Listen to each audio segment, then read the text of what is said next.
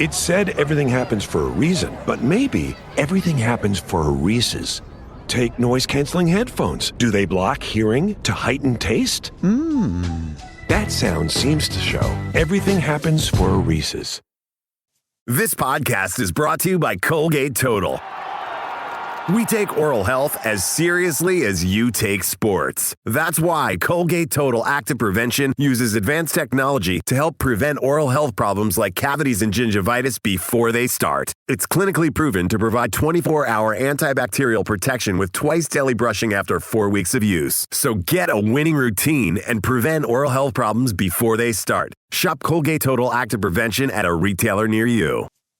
The Emmy Award-winning HBO original series Hard Knocks Training Camp brings viewers into the preseason with unparalleled access to the reigning Super Bowl champion Seattle Seahawks. Go behind the scenes with Sam Darnold, Jackson Smith and Jigba, and the legendary Dark Side defense as they prepare to make another run at the NFL title. See how the best in the world take the hype and pressure head-on. Your football fix starts here with the personalities and challenges that define a championship team. Bonds will be built. Bloopers will be captured. Hard Knocks Training Camp with the Seattle Seahawks premieres Tuesday, August 4th at 9 p.m. on HBO Max.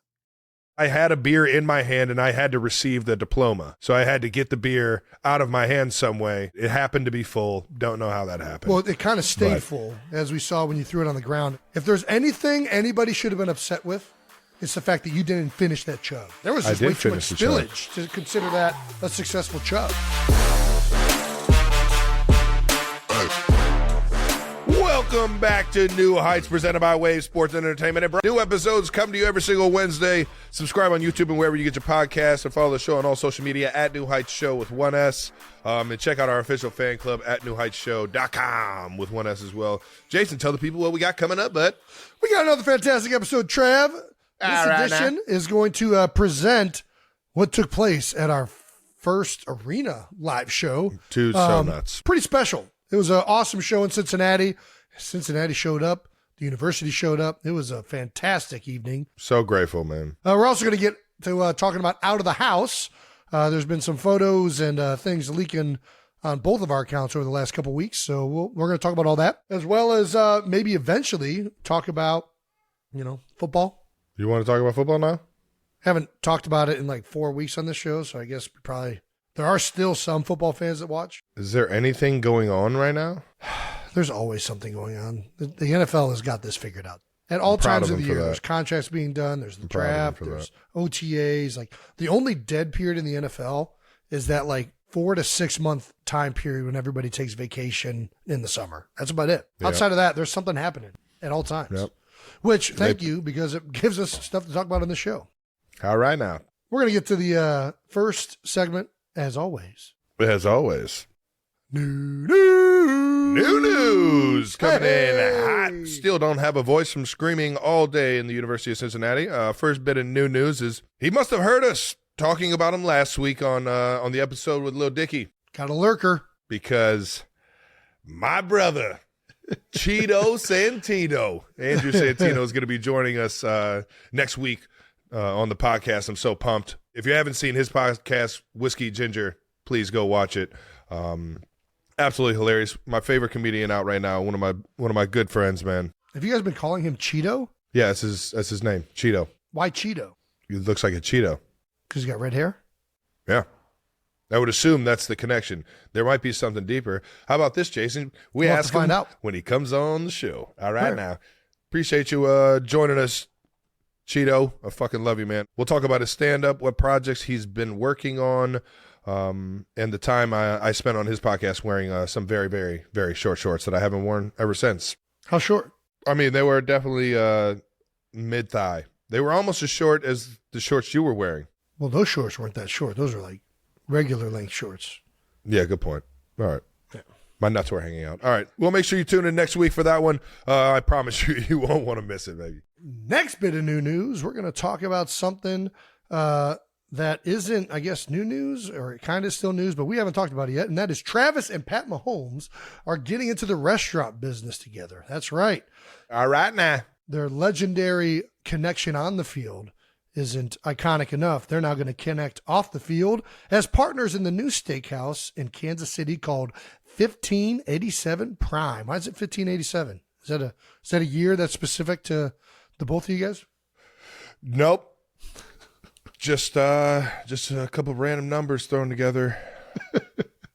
No, honestly, it's always been pretty cool to see the support that we get out in Kansas City. So we wanted to make sure we showed that love back. Doing things in the community is something that we're both heavily involved in. And so this time we wanted to make a restaurant, man. Why not have one of the coolest steakhouses and one of the best hotels in the city, downtown Kansas City at the Lowe's, and it's just it's going to be awesome, man. I can't wait to show Kansas City our love for food and dining experiences, because that's one thing me, Pat, and the gang love to do, man. We love to just go out and just pig out at all the best restaurants in the world. So we thought we'd have our own rendition in Kansas City, man. Shout out to the Noble 33 group that we're teaming up with. A lot of our favorite restaurants have been with them over the years, and it's pretty cool teaming up with them, knowing good vibes, good people, good genuine people, hardworking people on both ends, and just love the mashup. Well, this is being called, quote, a modern American steakhouse is the kind of steakhouse it's going to be. It is set to open in 2025, as Travis said, in the Lowe's Kansas City Hotel. Are you guys going to be like Todd Herman's and Brent Selleck when they open their bar in Philly and just everyone eats for free? The Chiefs players to eat for free? Probably not, but yeah. I mean, there'll be times where I'll pick up the bill. I'll pick up the bill, guys, every now and then. You guys might be able to survive solely on rookie dinners. Do you think there's going to be a lot of rookie dinners enjoyed at 1587? I don't know.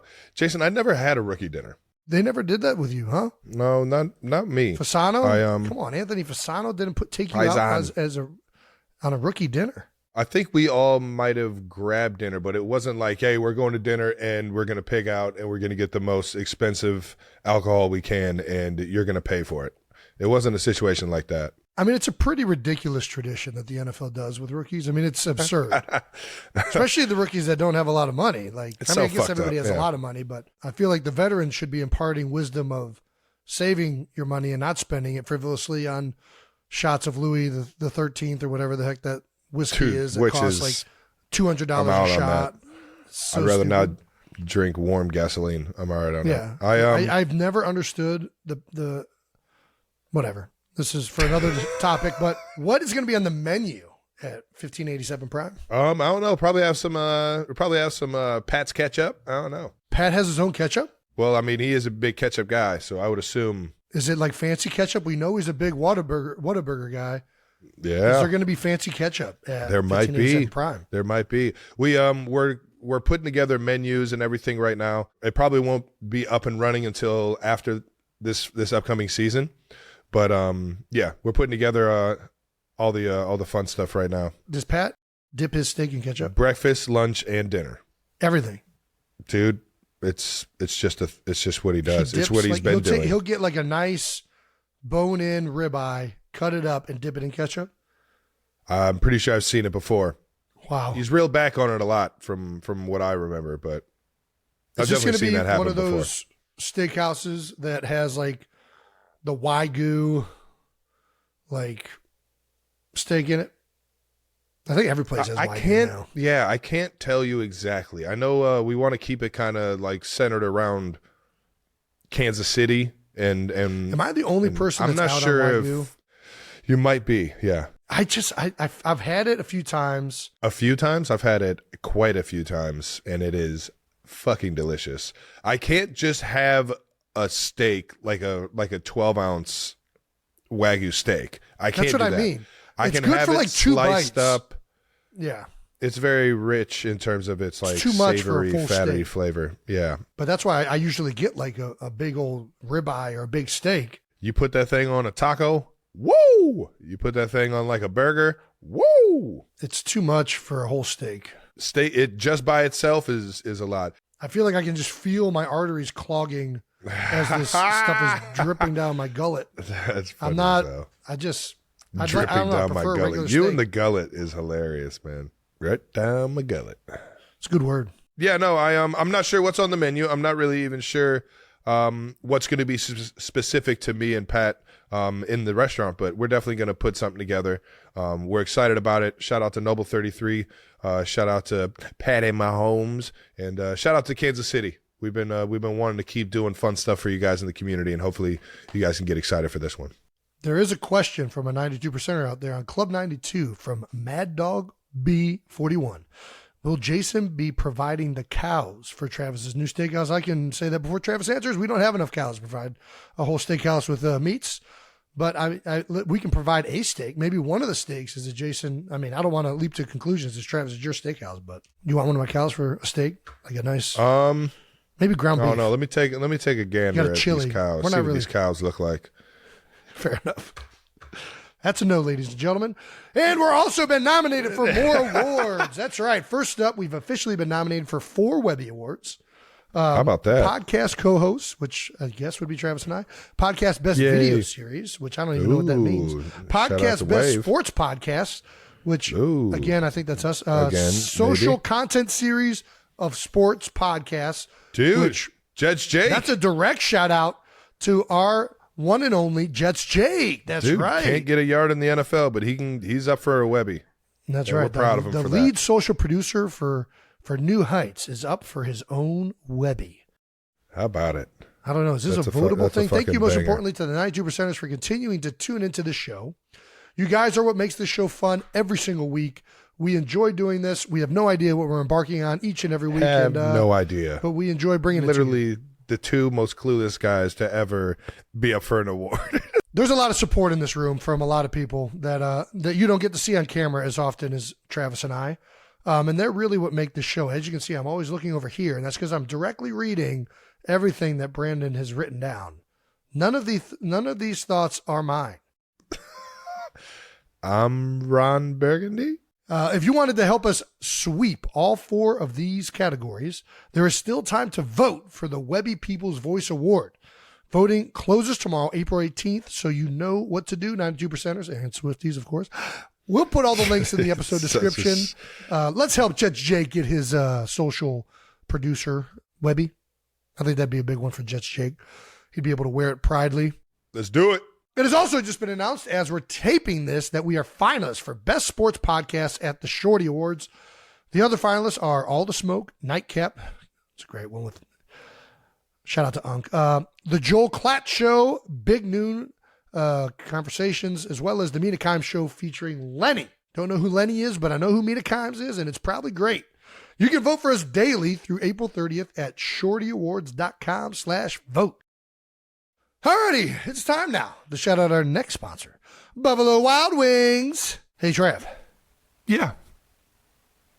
Triple shot, half calf, oat milk, 2 pumps, extra foam. Your coffee order might be getting a little complicated. Your toothpaste doesn't have to be. Arm & Hammer Baking Soda toothpaste keeps it simple with a powerful ingredient that works hard for you. Baking soda. That's why it's the #1 dentist recommended baking soda toothpaste. As you brush, the baking soda particles dissolve to help break down plaque and stains for a whiter smile. So your teeth can feel clean, look bright, and make brushing a no-brainer. Try Arm & Hammer toothpaste. Simple, powerful, clean.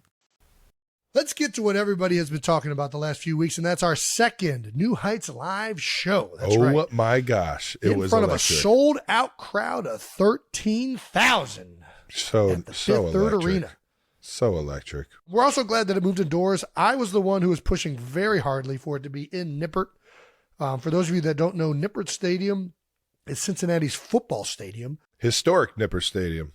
Over 100 years old, folks. Travis and I practiced and played games on that stadium every day. Blood, sweat, and tears, boys. It's also a unique stadium that is part of campus. Like, it's open during the day.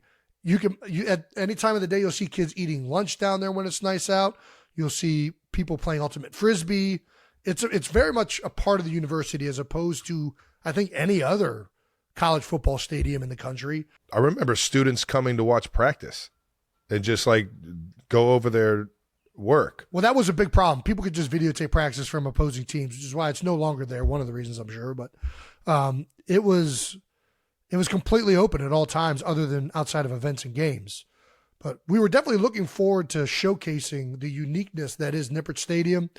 But we moved it indoors because of really weather. And I think it was the right decision on all accounts, which should have been indoors from the beginning. I screwed that up. It definitely was. The weather made me see what everybody else saw from the beginning, which is it's going to be way more fun in front of a packed out indoor arena at Fifth Third. It was amazing. And it started right with the entrance for the great Lombaby Games.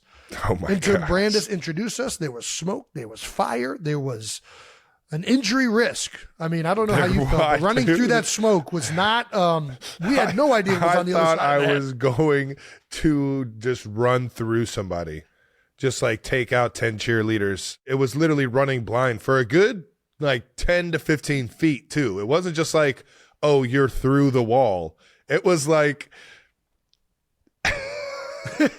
dude, I was like just making sure I didn't kill somebody. And they then there was smoke. the blue tarp for the first Lombaby Games like event Right. Yep. was right there, and I kind of tripped on it. I stepped on it in an awkward pick up way. your feet. Dude, I Pick up stepped your on feet. it. It has nothing to do with dragging my feet. It was you were the dragging fact. your toe like you were trying to stay in bounds in the end zone. What? Just random toe drag, dude. I stepped on it though in the mist, and I was like, oh no. But you didn't because you're a good lesser athlete. Yeah.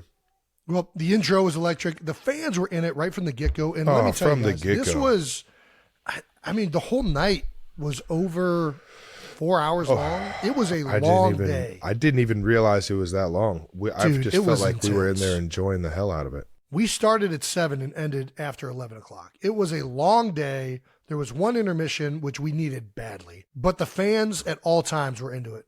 They were cheering. They were yelling. They were throwing things. It was a fun evening. There's also a great video of us dancing on stage before the game started. One of the 92%ers got this, and I think I can pretty much squash any doubt of my dancing abilities with this video right here. I think I finally put to rest anybody's opinion that I can't dance because I don't do other people's moves. I'm an original content creator. That move is called the linebacker jiggle because you need your knees inside your toes as a linebacker to be able to explode in any direction. Everybody knows this. Everybody knows that. But you also need that hip flexibility to be able to make a tackle. So to me, it's demonstrating my linebacker ability with this dance move right here. That's pretty good. With great rhythm and gracefulness, if I might add. Yeah. You still had the jeans on at this point, so it was a little stiff, but... Well, the jeans they're very stretchy. You got nice, comfortable Wranglers? What are those things? I don't even know what brand that is, but they're broken. I had to toss them after the event because I ripped a hole in them. And oh, that's what happened. Well, there was a bunch of ass sweat, and then when I took them off, I realized that there was a hole in them as well. And I don't know at what point probably in the show ripped it doing this thing. Yeah, right here. No, I mean this isn't right here. It wasn't this. This is a move that wouldn't rip them, but something I did. All right. Well, I was impressed. I even gave you your props afterwards. I was like, okay, Jason, I see you. I see you busting it out, showing how. Who the fuck is Patricia L? Who the hell is this? What happened? Wow, you can really see the difference between moves in the short clips. Jason, very jerky, whereas Travis, hips, legs, movement just seemed to flow. I'm very flowy. I am very flowy. The fuck does Patricia L know? What does she know? Huh?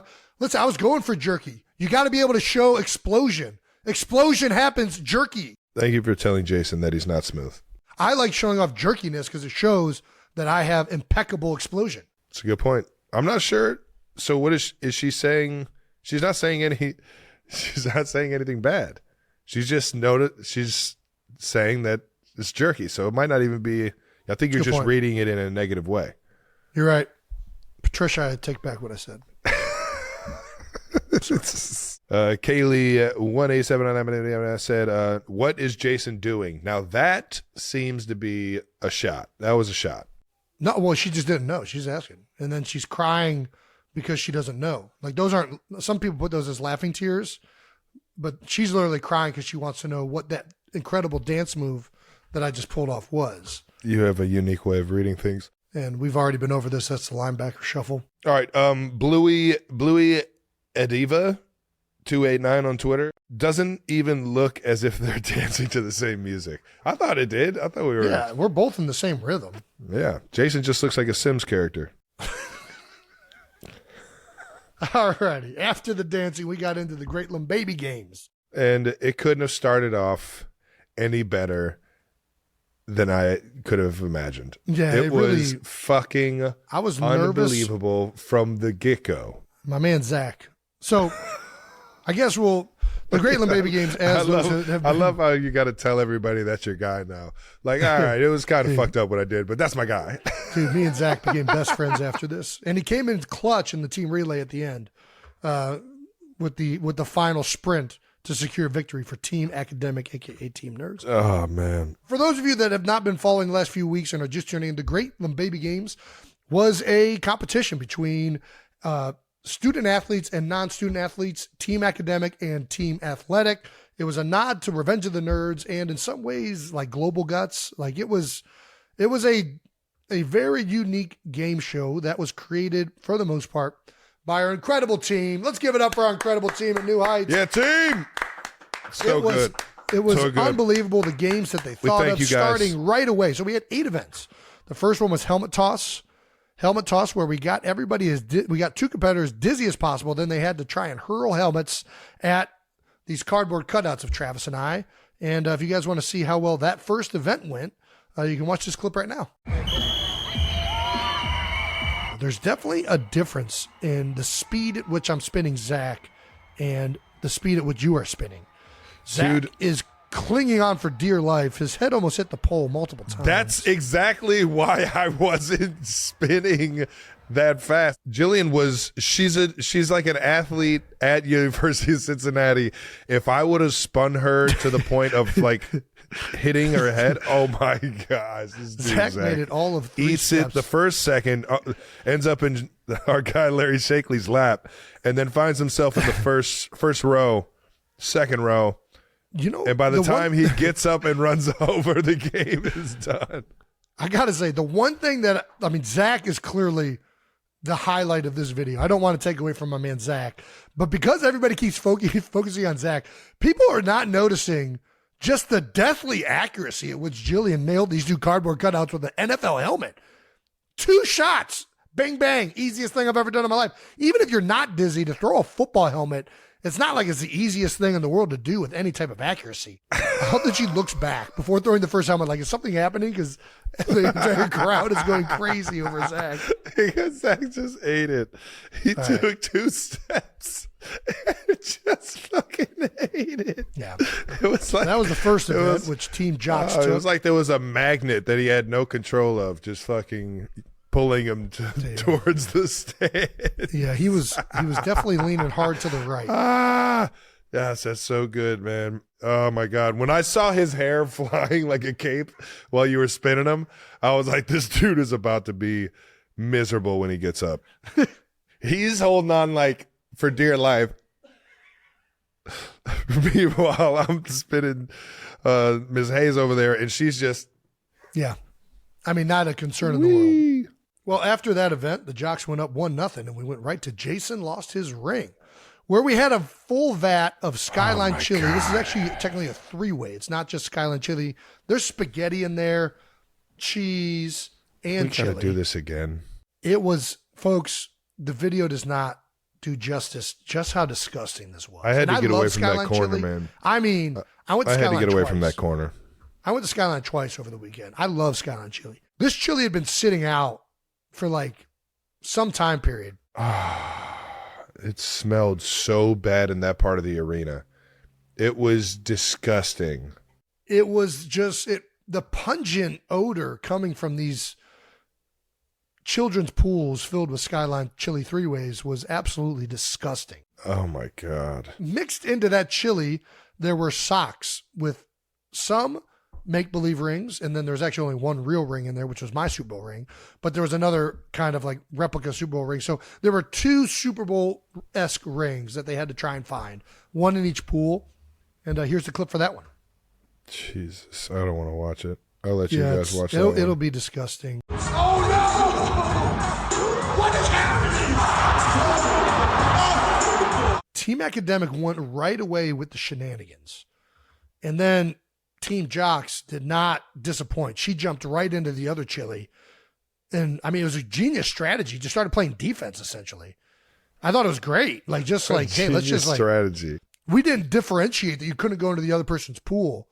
I thought that was a brilliant strategy. That's a big thing that I was thinking of. I'm like, man, if I was in these games, I'd fucking cheat my ass off because there's no rules. If you ain't cheating, you nobody's really. we're giving very vague rules on purpose. We want the creative juices of how do we cheat or get an advantage. Not cheating because it's not stipulated in the rules. We like creatively. You're not breaking any rules here. Away with things. So the first person to find the Super Bowl ring won, and it ended up being Team Academic.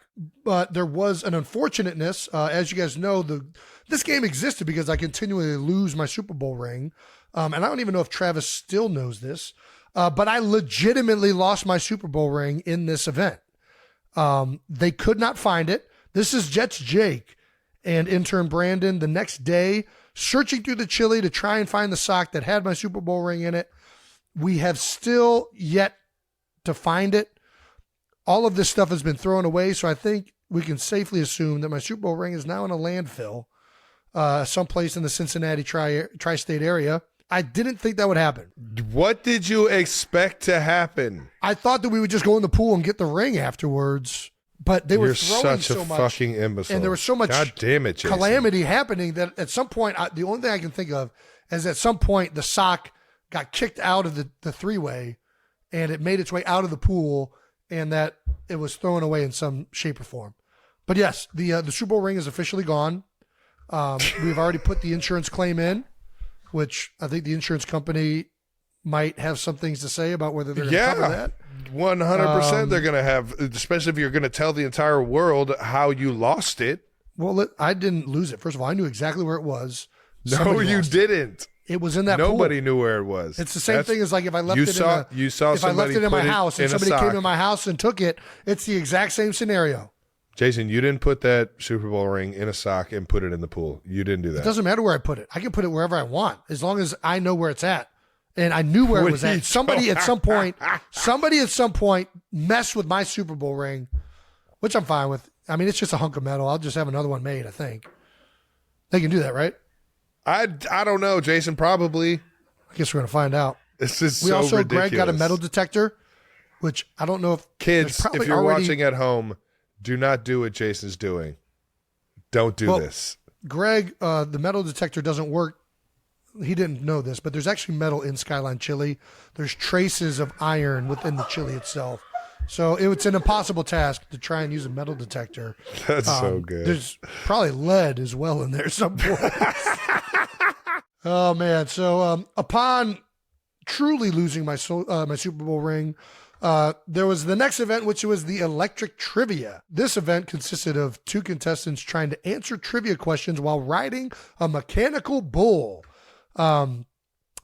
Shocker, it didn't go well. Neither the Godfather nor the Team Nerds competitor offered much of a valiant effort. I will say also, incredibly hard questions. Like, it was like inside joke questions. Like, they couldn't just go with regular trivia. Our team had to go with like New Heights related trivia. Yep. You got to watch the show, guys. If you're going to enter, you got to watch the show. Apparently, they were not big 92%ers because there were also some questions that I didn't know. There was like, there's no chance they're getting this. I forgot all about this. But either way, we had to resort to the tiebreaker, which I like to call common knowledge question. Jason is so ridiculous. Travis knows that common knowledge question has always been a part of our repertoire in determining which direction a waterfall goes when you are doing a drinking game. But you can watch that at some point. That'll be up and you'll find out how that works. But essentially just ask a question that you know both people should know the answer to, and the first person to blurt out the answer, there's no buzzer, it's just say it as fast as possible. Say it as fast as possible. If it sounds like the same time, you just call it a tie and you go to the next question. There's got to be a clear winner. And the undisputed winner was Dante, the Godfather. That's right. Hungry Bearcats run faster. Hungry Bearcats run faster. Trav, you this was get this one? Yeah, this one was pretty tough. I'm not going to lie. I didn't think this was going to be a great ending. I was actually encouraging the crowd to chant puke. To just get it over with. I just wanted it, yeah. because it was Did we ever stipulate that puking would get you disqualified in this event? I think it's just. I think you said it midway through. I think you said it midway through. You're like, oh, she's about to puke. If she does puke, she is disqualified. Yeah, I had to stipulate that just so everybody knew. I probably forgot to say this at the beginning. This is the longest fast eating competition that anybody's ever had, and it's only 3 hot dogs. I'm not exaggerating. I ate 3 cheese conies that night, casually, faster than they ate 3 for speed. It was alarming, the slowness at which both of them were eating. I talked to both of them after the race, and neither one of them eat chili. So neither one of them had ever had Skyline chili, which is rightfully so. You should never actually eat that shit. All right. Juliet, look at this picture of Juliet. She was struggling. Let me tell you, folks. I was Juliet struggling. Was having major issues getting this chili dog down, and we found out that she's actually from France. She was a good sport about it, though. Upon being a heptathlete, which apparently she's a very good track runner, so the expectation was high for her to do this drill well. The American Skyline chili was just too much for her French palate to enjoy. She was really, I don't even know if you could count how many times she dry heaved while this event was happening. If it was a hot dog of foie gras, yeah, she would have nailed it. She would have fucking rolled through that shit. Yeah, if it was like a croissant with brie cheese and some duck, she would have it would have been like a wow. But with the Skyline chili, she could just you could tell she was questioning being in America the entire time she was eating that. What the fuck am I doing here? Yeah, no, I felt bad for her because I would have probably have done the exact same thing she did. And just so everybody knows, they didn't pick their events; they just got randomly thrown into these events. Well, I think they got to pick, but they got very vague descriptions of what the events were. That is correct. You said it correctly. So I think they found out that this was a running competition. They're like, hey, let's put the track athlete in this one. Little did she know. That's what we told them. I don't know what they told them. This is going to be, bro. It's going to be a relay. Yes. Oh, my gosh. That's so fucking fun. That's fucked up, to be honest. That's how you trick them. That's They both went for it, though. And let me tell you, as many times as Juliet dry heaved, she never gave up. She kept trying to get that chili dog down. I would have, as soon as the girl Brooke would have ran off, and she had Juliet hadn't even finished half of her coney, I would have just been all right, this race is over. I'm not guzzling these things down any faster than what I am right now. And she's clearly out to a head start, and fuck this. The perseverance that Juliet showed. She probably has event, chili still somewhere in her teeth. It was inspirational, Juliet. And then the Kelsey computer, I don't know if you can hear it from the clip, but the nerds were the best at understanding the family feudness of this event. They were in with the crowd because there were people shouting out these answers, folks. And I know that they were doing it because we were the furthest away in the middle of the stage and we could hear every single people that were shouting it out. And they were right every single time. All they had to do was say the answer that was being shouted by the entire stadium. And the nerds were the only team able to figure that out. Nerds took Kelsey computer. Then we leapt into the Tush Push, which was an event which I don't know why it was called the Tush Push, probably just a branding thing because everybody knows what the Tush Push is, but it was a contraption from our friends over at Party City. Gotta love it. Had a duck and a jump thing. Here's the clip of that. This is a clip of me actually in the beginning testing it out. And let me tell you, it's folks, pretty good. It was hard to it's bouncier. There's something about a fat guy jumping in Tim's that's just it's impressive. Watchable. It's almost I don't know if it's satisfying to the eyes. I don't know why. I don't know if it's impressive, but it's fun to watch. I was smiling the entire time watching you do it. I'm just it's coming. One of these times it's not going to be able to get over. Hey, girly. You made that? Good job. Sorry. Why was showing me a fish she made? All right, good. Nice. What kind of fish was it? Was it flounder? Goldfish? It's a blue fish. It did have a flounder. It was very flat because it was two-dimensional, which I feel like flounder. It was a fluke. It's the only two-dimensional fish out there. Right. All right. Go ahead. But who won Tush Push? Oh, Tush Jocks. Push was Jocks. Yeah, Jocks. Which there's not a video flying of this colors. one. I'm not going to lie. Sahidi just ate it. Just kept she eating it. She made this competition less about jumping And she just like decided at some point, she was like, I'm just going to out-muscle these girls. We didn't clarify. We should have clarified that if you get touched by you're out. You're out. I mean, she at one point was making no effort. That's what I'm saying. Her thighs have got to just have bruises all along that right side of her. Bruises? It was a pillow. She was getting hit with a pillow, Jason. I mean, she was essentially in a UFC fight taking kicks to the leg. I mean, it was so funny. She was just like, there's no way I'm getting over this jump thing. So I'm just going to keep just getting whacked in the thighs. She really struggled in that one, but I mean, she almost lasted. I mean, yeah, no, I had to call it because the other two girls were actually like jumping over and under. Yeah, they were actually in it. So you were on her and the moment her foot stepped out of bounds, you were like, nope, that's out. Because she kept putting one foot out, I'm like, all right, I'm not going to be a stickler and say that's out. But if both those feet are off the X, if she's off for mark one more time, I'm calling it.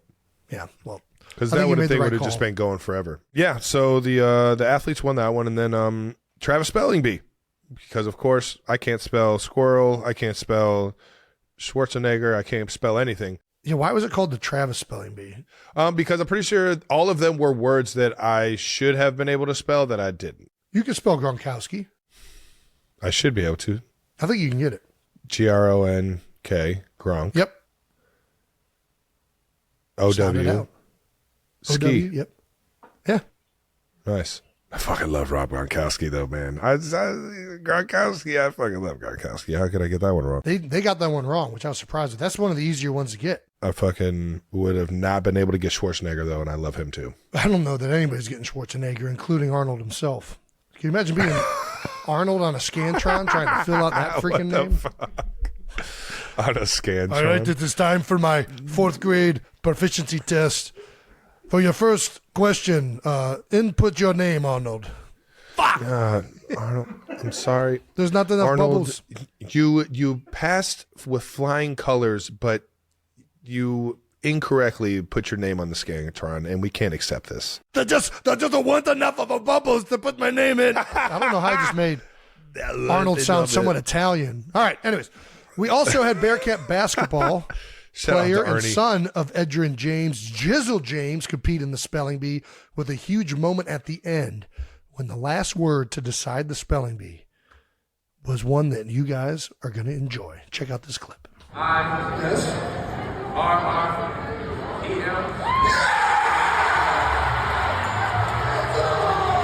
The double R will get you. Nailed it. It'll get you. You either know it or you don't. It's one of those Only things. Only question Jizzle got right the entire competition, but he passed it with flying colors for his team. And the Jocks take the Travis Kelce spelling bee. It's impressive. That's one of those when you're looking at it, you think the relay race, Jocks are going to win that one. Spelling bee, nerds are going to win that one. Yeah. Not the case in the Lombaby Games. That's right. Not in the case of the Lombaby Games. And then out of nowhere, we just decided that the last game was for all the points. Yeah, so well, we knew that going in. We knew that in order to make the last game the most exciting, however the first 7 events went, it was going to be worth the necessary amount of points to put either team over on the other one. So it was always going to come down to the Sports Pod Relay Race. So ridiculous. And Team Academics crushed it. Team Athletes really got stuck finding the jeans for Jason. Was there ever jeans? There was. They found it eventually. As soon as I see her hightail it, nobody's checking if she fucking saw your name on those jeans. I'm just grabbing a pair and I'm hitting it. I'm running right over it. Nobody checks. Of course they didn't check. They just assume like, oh, and shit, like, there's no punishment. Like, just grab a pair of jeans. just act like it. You know, fake it till you make it, kid. Like, come on now. Get called out before you lose. Like, no, that's not the right ones. Oh, okay, fine. I'll go back and look. I didn't even know. Oh, I thought it said. Oh, it said jeans. I thought it said Jason. Oh, that's Levi. That's Levi. I thought that said Jason. So either way, Jocks with a come from behind victory. Sahidi again struggled with the squirt squad game. She really just could not get that water into the bucket. Finally gets over to the jeans, but the nerds really took the lead on the jeans section and officially became the winners of the first ever Great Lombaby Games. Let's give it up for the nerds. Let's give it up to these Congratulations, nerds. Team Academic. Just out here doing nerd work, finding a way to win in every phase of life. I love it. The Lombaby Games will be available exclusively on New Heights social channels starting April 29th. And that is because there's a lot of cutting up. There's a lot of camera angles. There's a lot of things that our team has to do. And we're a podcast. We're not ESPN. We got to figure that out. So it's going to take a little bit. It's going to take a little bit of time. It's going to take us a second. It was a good first run, Trav. I think. Dude, it was unbelievable. It was interesting awesome to try that out. I didn't know how it was going to go. Luckily, the University of Cincinnati really came through, as well as Party City. So fucking cool, man. And, of course, our own team at New Heights. Somehow they made this shindig happen. And we got to thank not only each just and made every it happen, competitor, they made it outstanding. all of the jocks, all of the nerds, all of you guys really made this a special and night the entire that like nobody student could take fan their eyes base off of. So well at done. University of Just Cincinnati. Thank you guys, absolutely man. well done. And then after this, of course, we had to get to the regular part of the show, which we got to after the Vince Lombaby Games. Yeah, let's talk about the actual live show.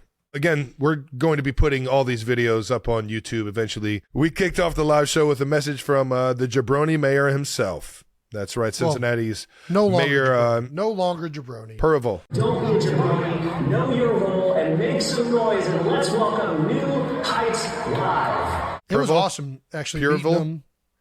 Dude, he was awesome. I think it's I appreciated him for showing up.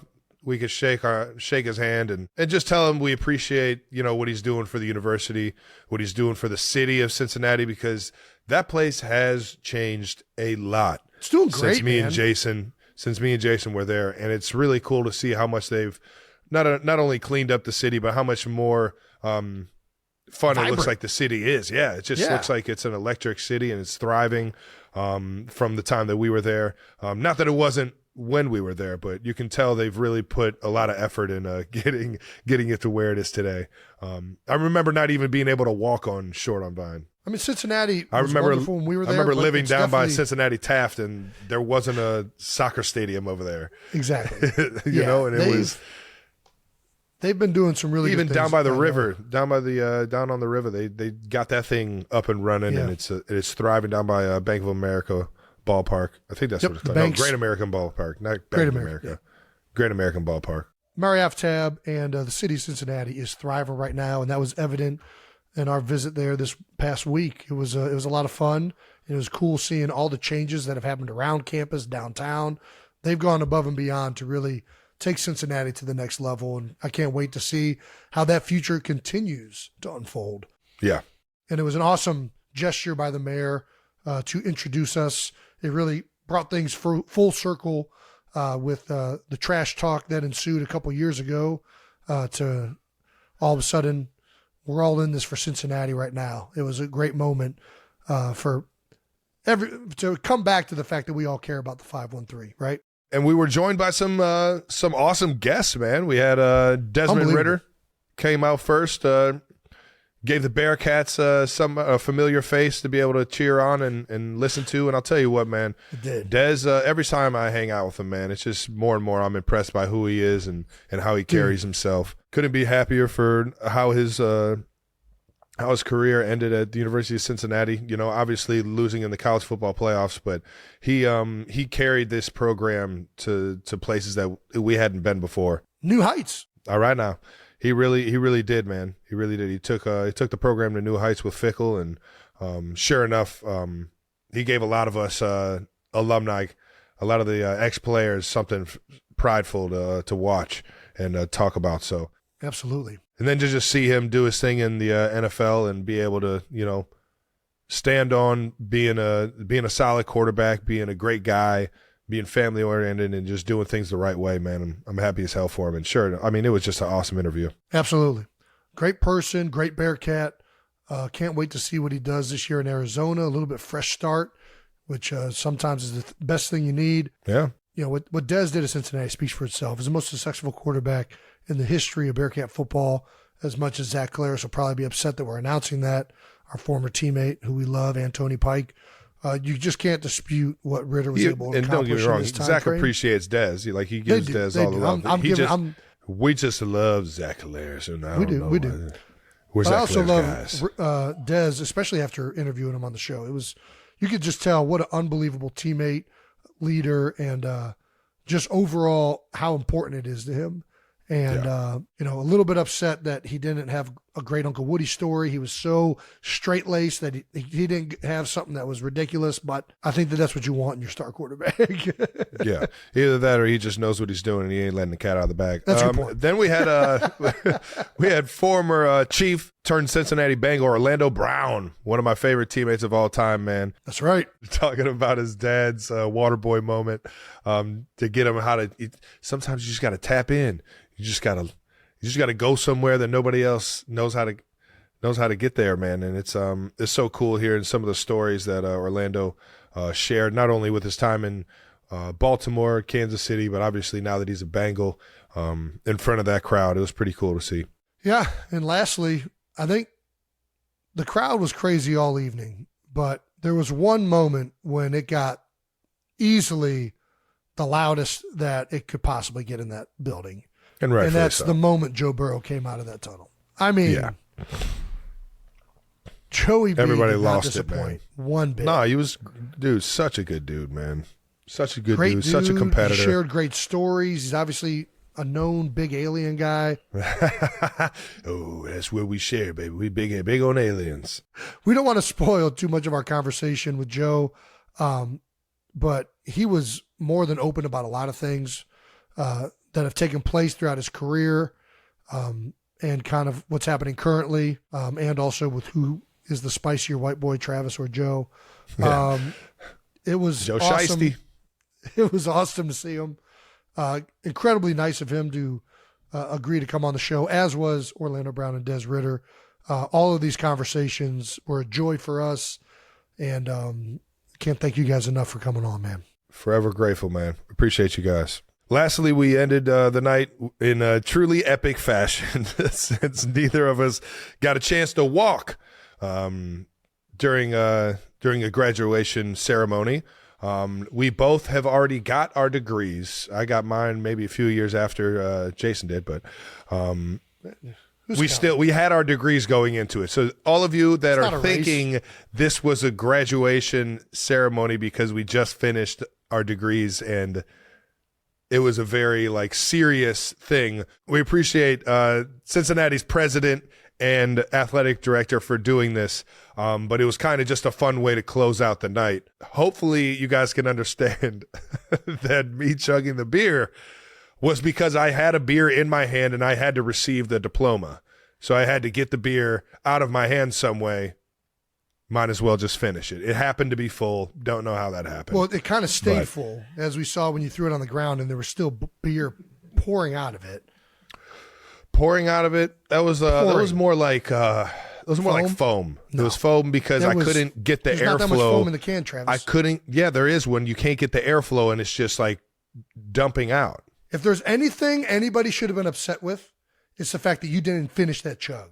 That's my main. That's why I was upset. Is that there was just way too much spillage to consider that a successful chug. Jason, you were scared to race me.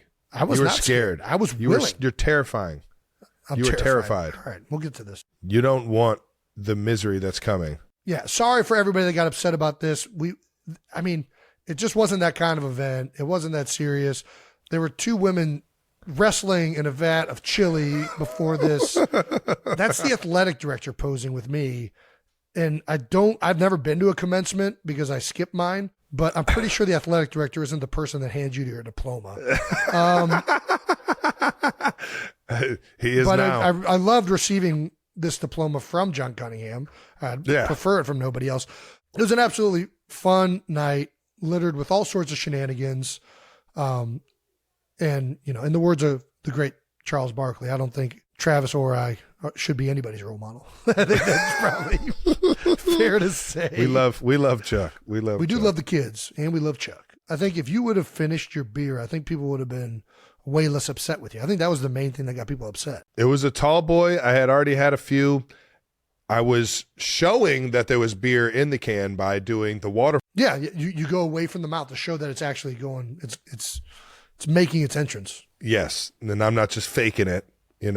There's foam when you do that, Jason, if you don't have the correct airflow, Travis, which I couldn't break the can open and chug it. The amount of acceptable foam in a beer can chug, it was beyond the threshold of an acceptable. Like if we chugged off and you slammed that on the ground, I would for sure be calling for a. Well, if we were chugging a beer, I wouldn't do it out of a can where there was no airflow. It would be a shotgun, and I would have airflow. That way it wouldn't foam up. All I'm saying, people chug out of beer cans all the time. If there's that much foam coming out of the can, I think universally we can accept that is not a complete chug. Nope. That's all I'm saying. Nope. I chug faster than you. Well, I guess we'll let Twitter decide. Twitter, decide, please. Please make sure you tell Travis that he did not finish his chug and that was the most unacceptable moment of that show. I don't know how we're going to top this at our next live event. Cincinnati truly made it a special evening. Not only the people there, which were into it the entire time, but the entire Cincinnati staff on hand at Fifth Third Arena. It was remarkable how well this thing went off without a hitch, especially considering Travis and I had nothing to do with any of it. These guys just made it such a wonderful evening, as well as our own New Heights team. We're going to continue to thank these guys out. The creativity so and grateful, thought process man. that went into this was spectacular. Just the guests effort, that showed man. up, the president of the university. It was an amazing night in Cincinnati. And I don't know that we'll ever be able to top what just occurred. So really, really big shout out to everyone involved and everyone who attended and all the 92 percenters, Bearcats, and of course, Swifties that were at the event. Thank you very much. Thank you, guys. Oh, we also got a sweet video from Operation Breakthrough. Nice. OB. Which, of course, Travis and 87 and Running has participated with in the past. They sent over this clip of your graduation. Congratulations! You did it! I want to be just like you. You're inspiration. Yeah, it's a big inspiration because it makes me want to finish school and to tell myself to keep going and not to stop. We love your trust, Kelsey. Good job. Yep. Just when you think you're not a role model, they send Hey, you kids, a video. Did you see what Travis did? Just you want to be It would have exactly been like I did? How awesome would it have been if they all like chugged apple juice? Dude, this is awesome. I love it. The Operation Breakthrough kids are just the sweetest, man. I still got to get my truck over to Operation Breakthrough if they're going to turn that thing electric. My old school Chevy. Get these kids on there. Get it in line because after what we saw them do to the Chevelle that they turned electric, I'm pretty sure everybody in the city wants to get their old school turned electric. As it was on display at the Kelsey Car Jam. Hopefully we have another one of those this year where we can showcase the Bronco that they're actually doing a Bronco now at this moment. Yeah, they're converting a old school Bronco into electric. The team is working on getting all that live show videos out to you guys ASAP, but please be patient with it. It'll be worth it at the end when we get that thing perfect. Please follow the show on all social media and subscribe on the YouTube channel so you don't miss when those videos drop. We're going to keep doing this live show thing. I believe it was something me and Jason both had a fucking blast with, and we'll definitely keep everyone in the loop on when we're doing another one. The arena deal was pretty fun, but Jason is pretty set on doing a stadium at some point. So I really want to do the link. I'm just going to throw this out there. I think doing an episode in the link, I know that being inside made it happen way better, but gosh, I just feel like the link would be so special. Well, the link is the fucking link. And if you have an event in the link, it'd be unbelievable. But the link also holds 80,000, Jason. Well, hey. You have to get some good guests, huh? I don't know. Are you questioning Philadelphia fans? I don't think you're questioning Philadelphia fans. I'm questioning me, Jason. That's what I'm questioning. I'm questioning who is going to show up. But, yeah, shout out to Cincinnati. Appreciate you guys. Love you guys. Everybody involved. It was unbelievable. Hey-o. Just want to say how grateful we are for the experience and the time that everybody put in. Absolutely. All right, now it's time to get out of the house. Getting out of the house. Jason, you were literally Mr. Out of the House this week. I love it when you get out of the house because it's so unexpected of shit that you do outside of the house. Yeah. I've been out of the house for too long. Out of the House is brought to you by our friends at Accelerator Active Energy Drink. That's right. Accelerator Active Energy is available at Quick Trip, Giant Eagle, Meijer, Amazon, and for all you Philly area 92%ers, it is now available at your favorite store, Wawa. Oh, it's at the Wawa. Love it. Yes, sir. Jason, you made a Wrestlemania appearance. I did. It happened. Dude. Pretty awesome. Talk about the link. There's 80,000 people in here packed for WrestleMania. Jason got out of the house and went down to the link for WrestleMania 40. Right in Philly. And damn, you and Lane did not disappoint. You guys look like a tag team nobody wants to fuck with. I'm not going to lie. Jason, my biceps are looking good. Look at that picture. How much did you guys lift before you guys went out there? We were using a lot of bands, and Kylie kept making fun of me because I was really obsessed with how my biceps looked. I'm proud of you. They look great. It's just the honest answer. I'm not going to hide. They look not ashamed. They look like my thighs. Going in there with the cutoff, I'm going to get them things popping. Dude, there's nothing more electric than cutoff jeans and Timbs. It just shows that he's a hardworking man, and you don't fuck with that. Yeah. You just don't fuck with that. And then you jumped over the rope. The double jump over the rope was one of the most athletic things I think I've seen you do. I feel like people think it's that hard. That's a steel cable that is like has some elasticity to it, and I just vaulted. You can tell you've ran from the cops and jumped the fence before. That's what I saw. I'm like, dude, he just got out of there. You had the luchador mask on. Were people screaming?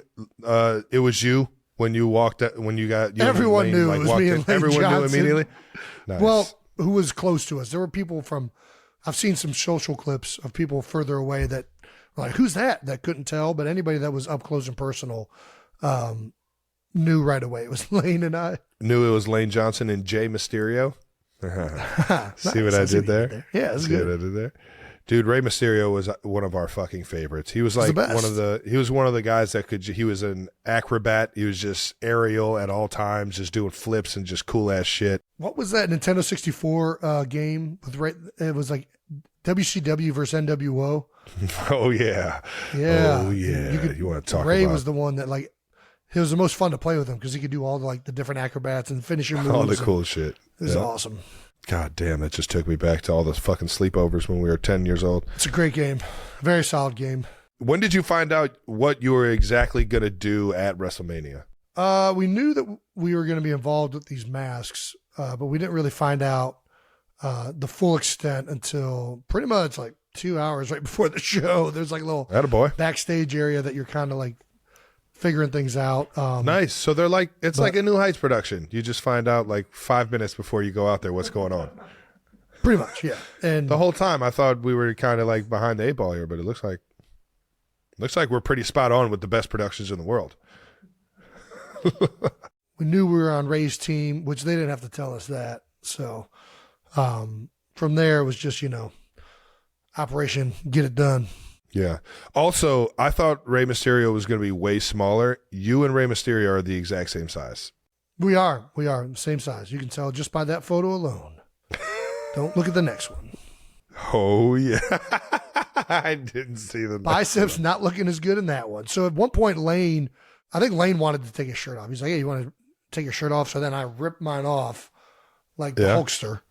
And then I proceeded to look like, I was trying to keep my shirt on because I'm really developing this Bert Kreischer. I feel like I'm still in Bert Kreischer's freaking bit. And I don't want to steal your bit, Bert, but I feel like this was a big bear. This is an acceptable time to have that shirt off. You're just a big bear.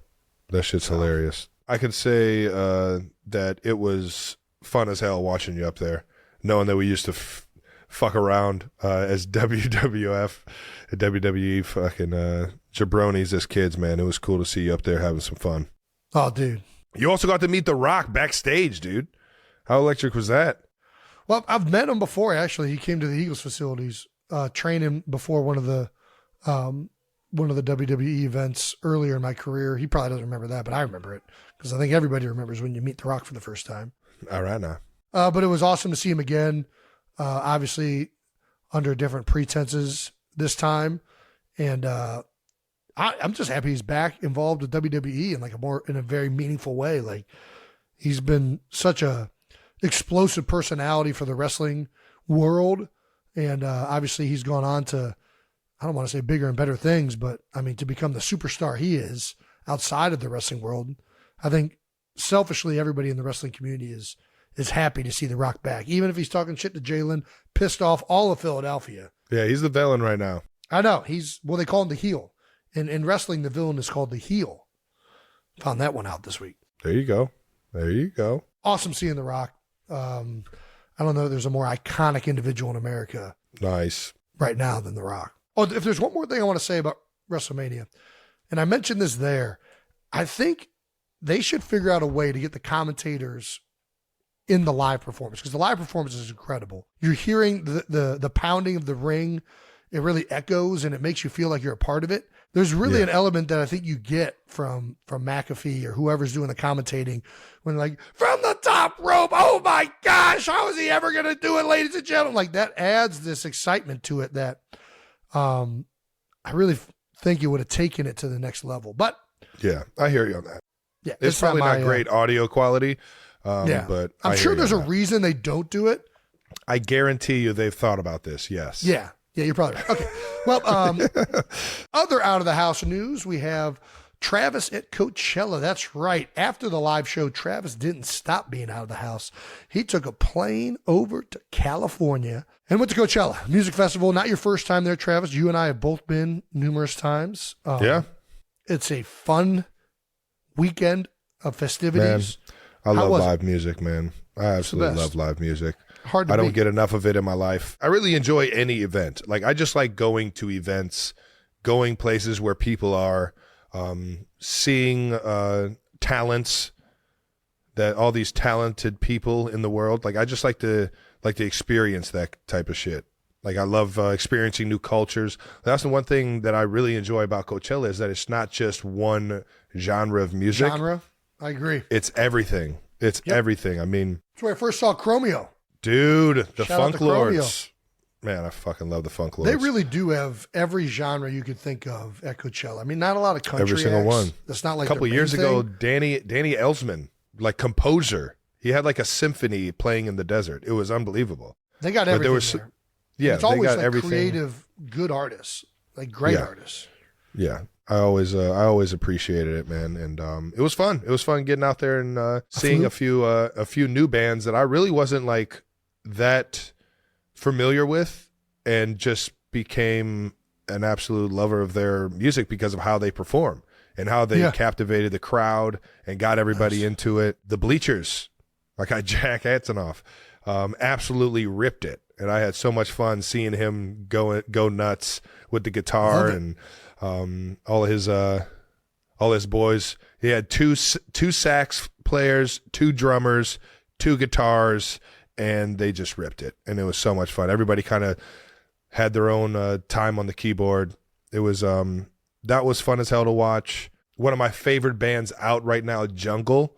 They absolutely killed it. Nice. Played one of my favorite songs called Casio, and I was out there grooving to that joint. Yeah, Casio, playing on my heart just like.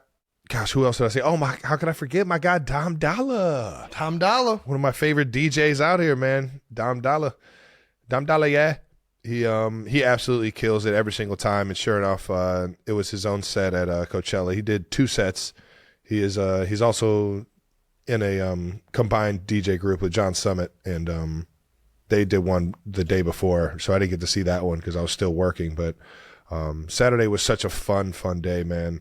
And I love going to Coachella, man. Hopefully I can keep going, but obviously the schedules always fill the fuck up real quick in the off season. Dude, the one thing you got to be ready for at Coachella, you got to take your anti-flight. It is some walking and dancing. Like you're moving at Coachella.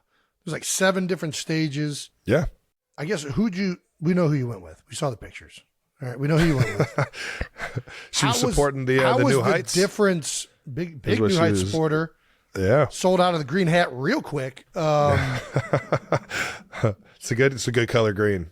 How was Coachella different? Because I expected you guys to be backstage, like mostly like with the musicians, right? But it seemed like you guys were like in the crowd. I like to see it from the from the fans' perspective, like the people that actually like because I'm a fan of the music. I'm a fan of live shows.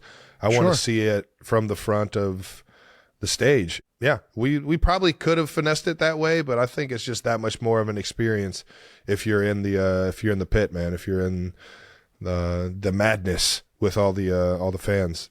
Are your feet? It was awesome though. From all the walking? No. Gosh, that's the one thing I regret every year is how much walking it is.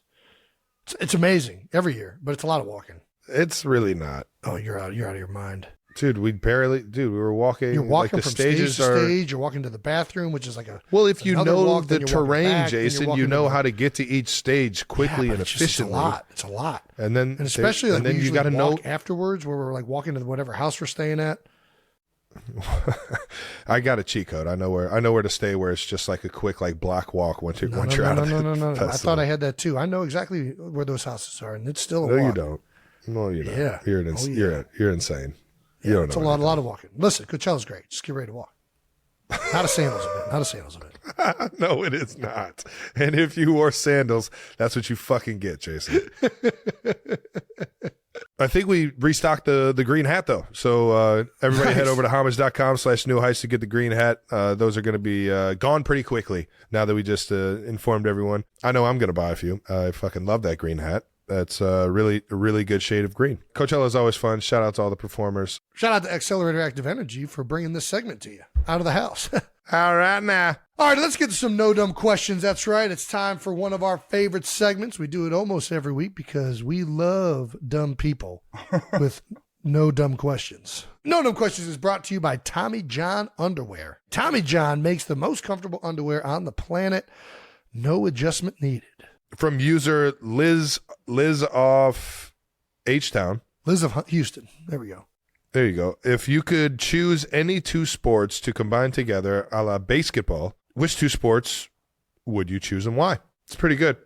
Reading this before, I immediately thought of one of my favorite movie sports scenes of all time, which is Happy Gilmore when Bob Barker beats the shit out of Happy. It's a great one. It's a great movie. Solid movie. Seeing that in real life would be unbelievable.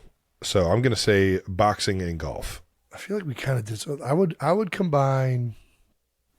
Oh, we did do something NASCAR like this, and gymnastics. It was fighting. What sport would we allow fighting in? I think we were just changing the rules, and we made NASCAR that you could drink and drive or something like that. I forget, it was something like that. But yeah, drinking in sports. That's what it was. We're going to make this very clear.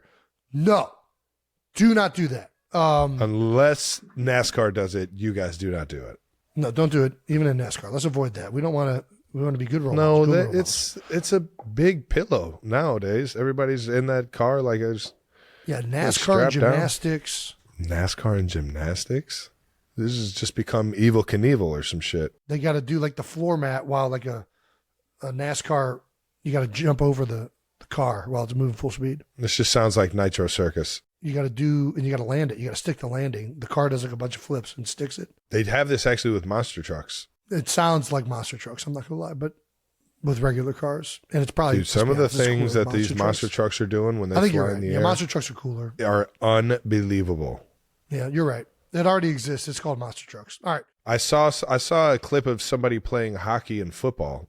It was like football rules on the ice. Ooh, I did see that. That was it was nice. It's incredibly dangerous.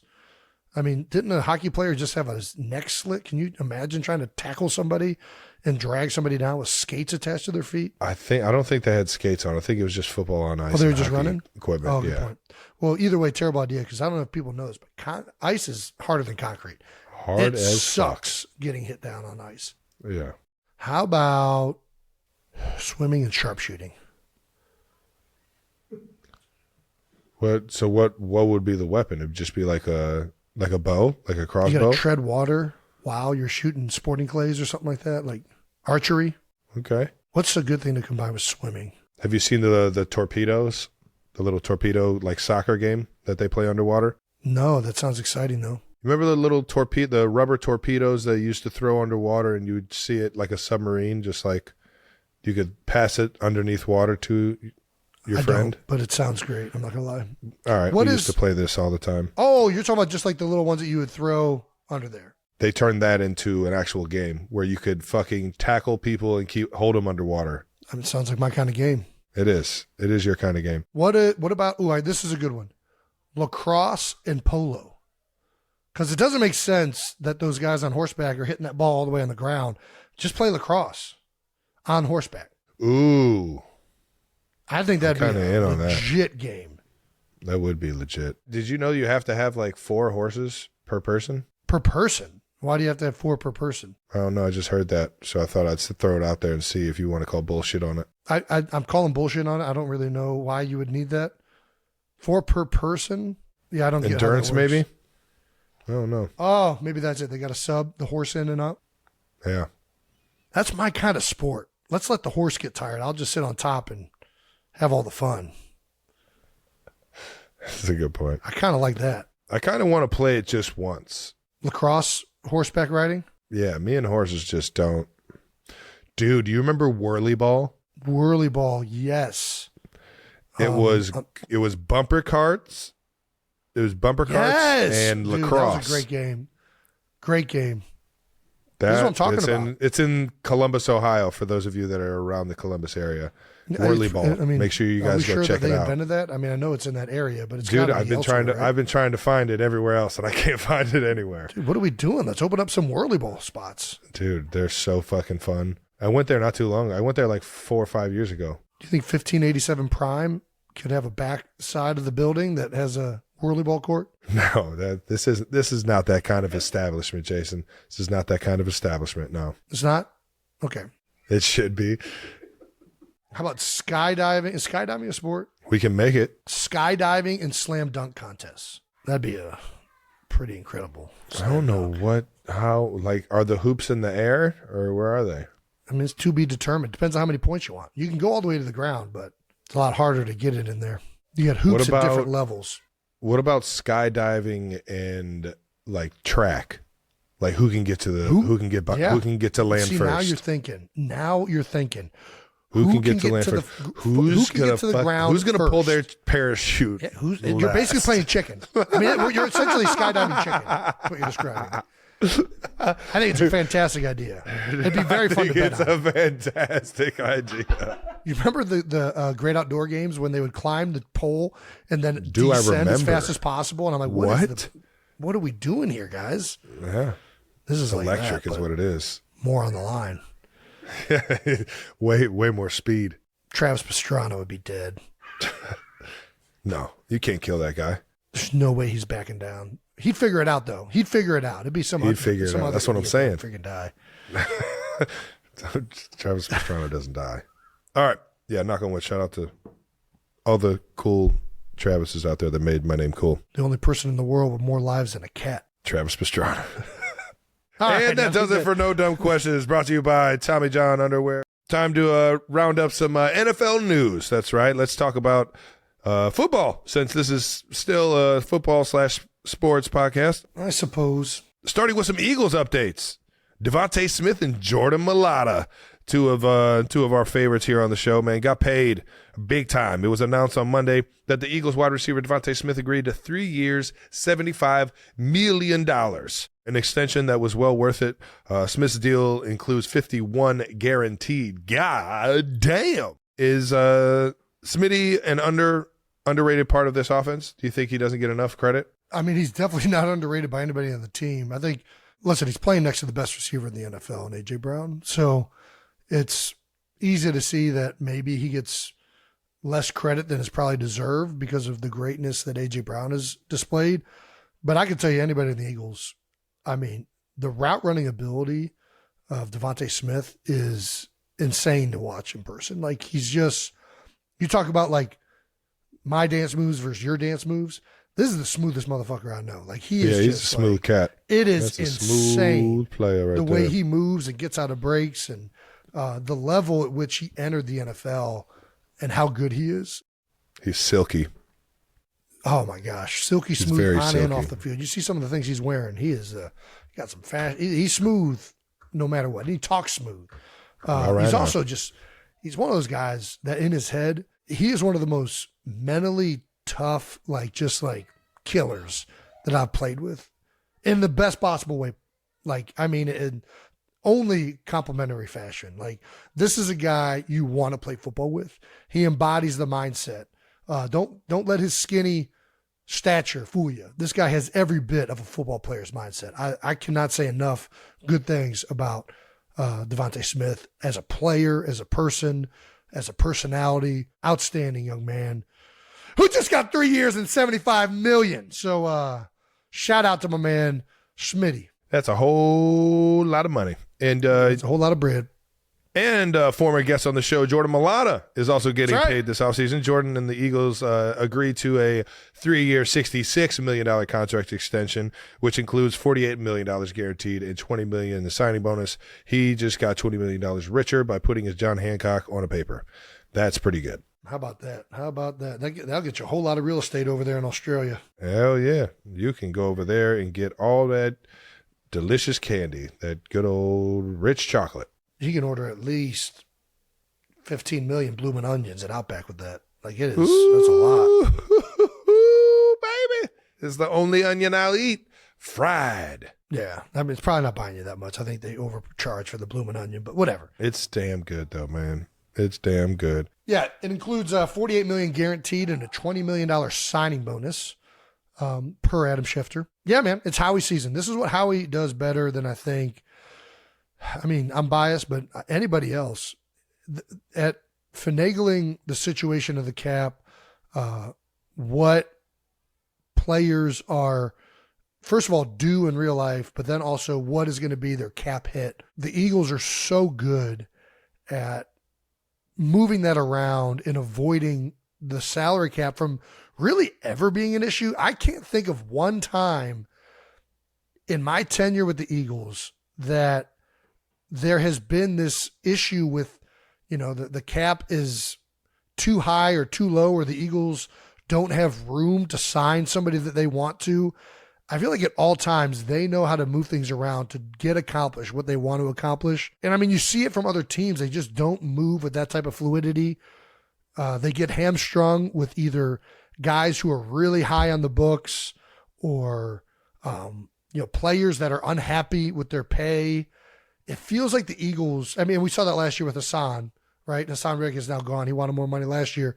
I just feel like the Eagles deal with that less than anybody else. They really are. This is one of the things they do so well is they know how to allocate these resources. They know how to move money around. I think in part that's a credit to Howie and his understanding of all of the ins and outs of the salary cap and the full ways to take advantage of the structures of these contracts. I think it's also a point of emphasis on Jeffrey Lurie. I mean, they have the cash to do all these things because it's one thing to be able to maneuver the cap, but it's also one thing that the owner has to be willing to shell out cash at different points to make these things happen and give the resources possible to the GM to do as much as this and to allow Howie to operate with this type of freedom. I think the both of them combined, as well as other people in the building, Jake, Bryce, like there's a lot of people in the building that go into making this one of the Eagles' strengths. But Howie for sure gets the credit, and he should. They know how to extend players, when to extend players. They know how to move money around. These numbers might look astronomical, but they know that the cap's only going up. And by doing these deals earlier, these numbers change as that cap goes up to be more in line with, or actually more of a, not in line, they're already in line, more of a deal for the Eagles long term if they believe in these guys, which they clearly do. So for good reason. Listen, I think it's certainly been a strength of the Eagles, and they have not shied away from, exploiting all of the rules and not carve outs, but all of the rules and different tools that are possible within the guidelines of the salary cap. They know how to finagle all that. And it's been one of their strengths, quite frankly. So shout out to both Jordan and Devontae Smith. Both of these guys are more than deserving of these numbers. There's a lot of guys around the league looking right now to get better contracts from their teams or to be paid what they think they're owed. And some of these teams are handcuffed, and that's based on deals and structures that they've already done beforehand. And you're seeing it right now. Well, I'm happy those two guys got paid. They're fucking deserving of it. Both not only two of the best NFL players in the National Football League, but just two of the best teammates and guys you could have around. So you love to see the good guys get paid and broke off accordingly, man, especially when they're doing shit the right way. Packers to face Eagles in the league's first ever game in Brazil. That's right, Eagles-Packers in the Corinthians Arena down there. Week 1, too. First game of the year, breaking it out down there in Brazil. It's probably going to be hotter than hell, boys, so make sure you hydrate. Brazil is known to be right there on the equator, and we know because science. Well, no, it'll be winter for Brazil. It'll be winter for them down there at the equator. Yeah. Does that have anything to do? I don't think so. Tell me it's going to be snowing. I think when you're on the equator, I don't think it really matters. Yeah. I think it's just, what is it going to be? 80 instead of 105? I think that's a big difference. Let's be honest. All right, you got me there. I got myself there, I guess. The Corinthians Arena is the home of Brazil's soccer team, SC Corinthians. It was also announced that the first game in 50 years, a game will be played on Friday night of the opening weekend in the NFL. So in history. Yeah, they won't jump off the season, but they'll be the first game that's played on Friday night. Yeah, the second game of the year will be this Friday night game. Listen, I know a lot of people have mixed feelings about this, especially Philadelphia fans. Big travel ramifications for this home opener. I'm excited about it. We've talked about this before. You and I are big fans of the international games. I think it's really cool playing in these unique situations and stadiums. I've been to Brazil. I actually went to the Brazil for the World Cup in 2016 with some fellow teammates, and it was outstanding. Obviously, this is a different sport. That was the country's national sport of soccer that I was participating with. But I went to Corinthians Arena. We got to see a game live there. How much walking did you do? Not as much as Coachella, but it was quite a bit of walking. Yeah, it's going to be an incredible experience. I fully anticipate that. And Brazil is it's got a wonderful culture. It's got great food, great people, a culture that likes to party. So they're going to be geared up for this. They like sports. They like physical fitness. Sports, physical fitness, partying. Sounds like a perfect mix for the NFL. Listen, I think the NFL is going to enjoy this game. Who do you think has more fans down there, the Eagles or the Packers? That's the real question. I think it's going to be Brazil. Strikes me as more of an Eagles crowd. Not gonna lie, but yeah, big fan of Brazil. Went down there for the World Cup. Stayed for a full week. Saw, I think, went to 5 games. Went to Rio, Sao Paulo, and Brasilia. Who was your favorite? Who's your favorite individual player you saw at the Rio games? I mean, the one that I was the most excited to see because of his standing in the world at the time was Messi. We did not go to an Argentina game. We went to a Brazil game, though, and the other guy that was right up there with him was Neymar. So got to see Neymar play in person. Stud. Brazil won against Chile in penalty kicks. It was a fantastic game. But we got to party on the Rio Beach with a bunch of other Americans. They had like a whole, Jason, you're not supposed to go down there and party with Americans. You're supposed to party with the culture. Listen, you know us. We find each other. It's easy to spot just by what you're wearing. You know right away. That's an American right there. Cargo shorts. I'll tell you what though, Messi played in Kansas City this past weekend. Nice. Yeah, he played in Arrowhead actually. It's not the same. He played in Arrowhead. It's not the same being in the MLS. Why is it not? Just saying. Because it's the MLS. Don't shit on the MLS. I'm not shitting on the MLS. I'm saying it's not international soccer. When you think of soccer, I know there's all these wonderful clubs overseas. There's the MLS. I think of the World Cup. That's all I'm saying. It's international play, and then everything else is. For me, that's the way I think. It's all about the Premier League, dude. I know a lot of people love the Premier League. A lot of people love Barcelona and Milan. To me, it's all about international play for soccer. That's all I care about. I mean, I get it. Would you ever watch the UFL? Which one was the UFL? Would you ever watch the XFL? I would. You would watch the XFL, but you won't watch the MLS. I didn't say I won't watch it. I'm just saying it wasn't the same level as seeing Messi play for Miami is not the same as when he played in Barcelona or when he was at the world stage of the World Cup. That's all I'm saying. That's not the same. He just won the World Cup like less than a year ago. Seeing Michael Jordan on a golf course is not the same as seeing Michael Jordan in a Bulls uniform. All right, Jason.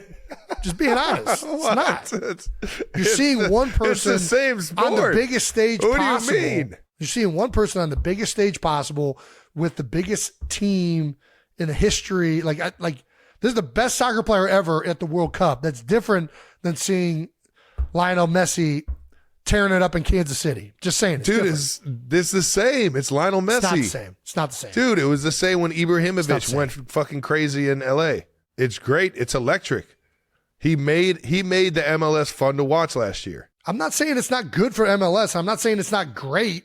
I'm saying it's not as good. I'm not saying that it sucks that he plays in Miami. That's awesome for the MLS, and I think it's great for American soccer.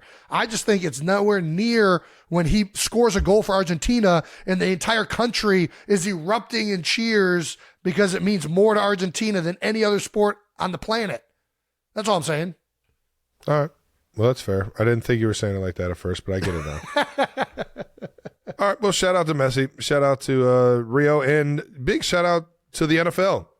Hey. Expanding the game. Getting into more countries.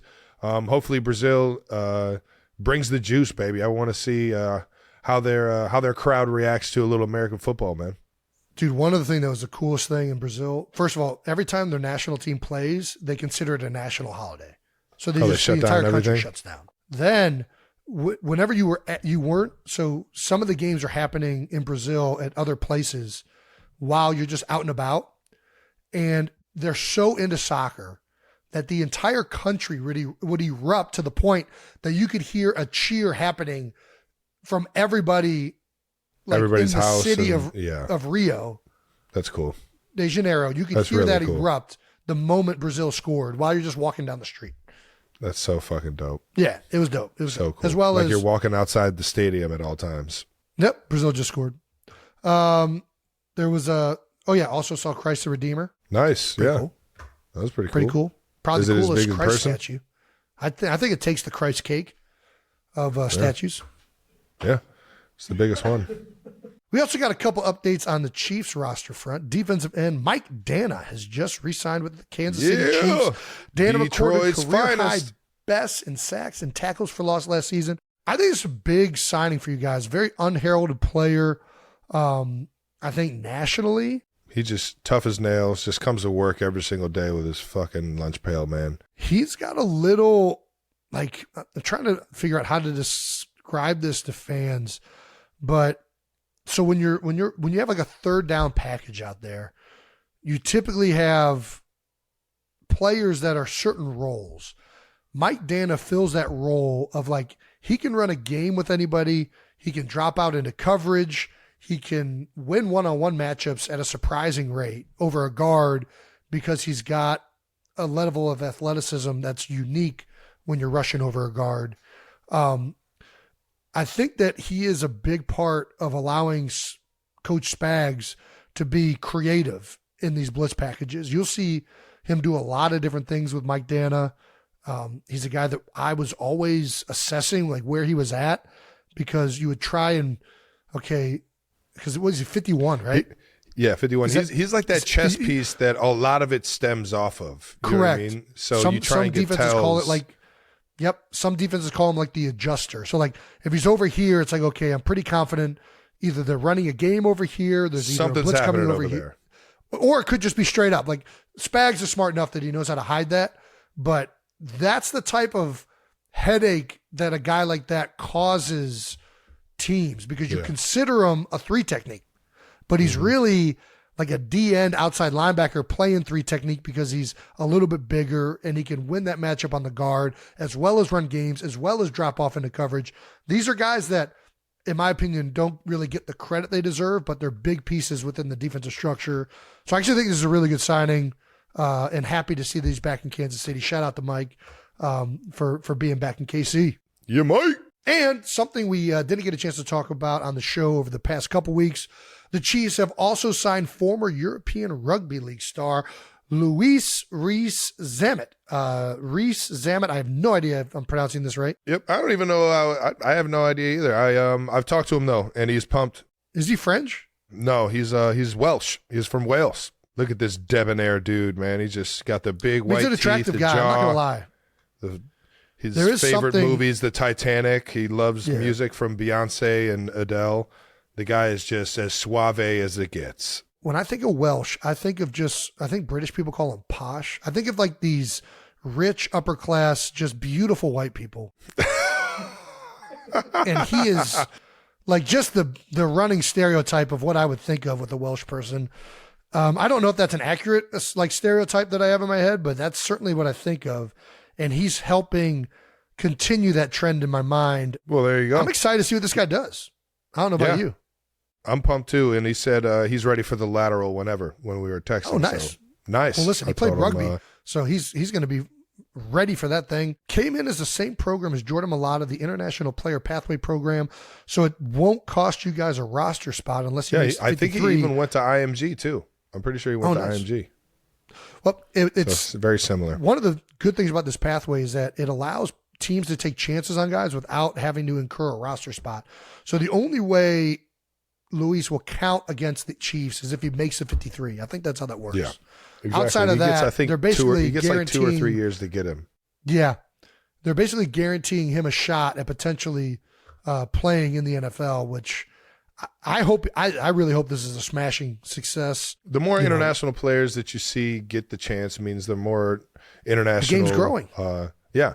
And you start to see, kids from those areas or kids from all over start playing the game a little bit more because one of their their own from their backyard found a way to be on top of a sport and be a part of a very small percentage of players that make it. And it's cool to see. I really just enjoyed the guy's energy so far. He's super excited about the opportunity that he's been given, knowing that not everybody gets these opportunities. And he was an absolute star in the European league that he was in, the European rugby league that he was in.